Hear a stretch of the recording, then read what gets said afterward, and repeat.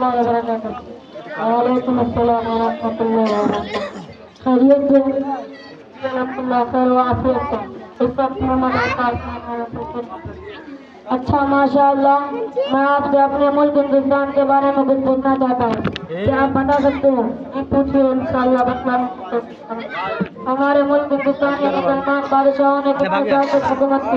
मुसलमान बादशाह तकरीबन 9 साल तक हमारे मुल्क हिंदुस्तान पर हुकूमत।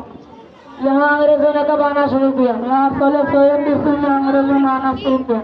फिर अंग्रेजों से लड़ाई पिछले कब से हुई? अंग्रेजों से लड़ाई 1757 ईस्वी से शुरू हो चुकी थी। 1757 ईस्वी से अंग्रेजों के कितने लड़ाई शुरू की थी? मुसलमानों ने 1757 ईस्वी से 1857 तक, यानी 100 साल तक तो ना मुसलमान अंग्रेज से लड़ते रहे। फिर 1857 ईस्वी में और उसके बाद क्या हुआ? जब अंग्रेजों का जुल्म सितम हिंदुस्तान का हद से ज्यादा बढ़ गया, तब सबकी आँख खुली और इस वक्त हर मजहब को मानने वाले भी, हर मजहब को मानने वाले हिंदुस्तानी मुजाहिदीनों के नाम बताओ।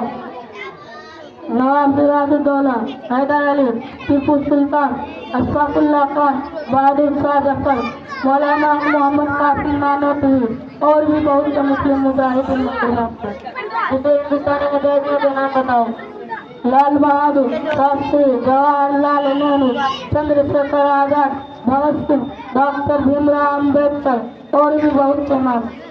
हमारा मुल्क अंग्रेजों के जुल्म से कब आजाद हुआ? हमारा मुल्क तकरीबन 190 साल की लंबी लड़ाई के बाद 15 अगस्त 1947 ईस्वी को आजाद हुआ। 15 अगस्त को कौन सा दिन कहा जाता है? 15 अगस्त को हम आजाद कहा जाता है। हिंदुस्तान के आजाद होने के बाद यहाँ का बनाया हुआ कानून कब लागू किया गया? हिंदुस्तान का आजाद होने के बाद यहाँ का बनाया हुआ कानून 26 जनवरी 1950 को लागू किया गया। 26 जनवरी को कौन सा दिन कहा जाता है? 26 जनवरी को जमहूरिया कहा जाता है। हर साल 15 अगस्त हिंदुस्तान के वज़ीर आज़म कौन से खिताब करते हैं? हर साल यौम आज़ादी का मौका पर हिंदुस्तान वज़ीर आज़म दिल्ली में मार्शल किला से खिताब करते हैं। हिंदुस्तान के आजाद होने के बाद दारुल उलूम देवबंद का क्या किरदार रहा?